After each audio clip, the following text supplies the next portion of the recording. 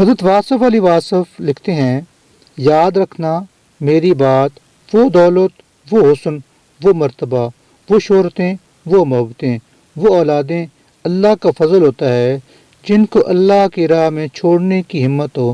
اگر اللہ کی راہ پر چھوڑنے کی ہمت نہیں ہے تو یہ تیرے اوپر آزمائش ہے۔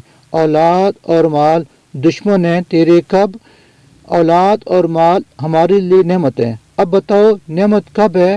جب اس کو اللہ کی راہ میں چھوڑنے کی ہمت ہو، اور اگر اللہ کی راہ میں چھوڑنے کی ہمت نہ ہو تو یہ آزمائش ہے، کڑی آزمائش۔ حافظ صاحب کیسے فرق پتہ چلے گا آزمائش کب ہے؟ جب اس کو چھوڑنے کی ہمت نہ ہو، اور انعام کب ہے؟ جب چھوڑنے کی ہمت ہو۔ جب نعمتوں کو اللہ کی راہ میں چھوڑنے کی ہمت ہو تو وہ نعمت کیا تھی؟ انعام تھا۔ انعام منعم پر نثار ہو سکتا ہے، اگر انعام منعم پر نثار نہ ہو، منعم کی راہ میں کھڑا ہو جائے تو وہ انعام نہیں ہے، وہ آزمائش ہے، غیر منعم ہے، یہ اس کے غیر کا راستہ ہے۔ غیر کا راستہ کیا ہے؟ جو تجھے اس راستے سے روکے۔ اب یہ باتیں دنیا میں یہی تمہاری پریشانیاں ہیں، اور پریشانیاں اور کوئی نہیں مسلمانوں کو۔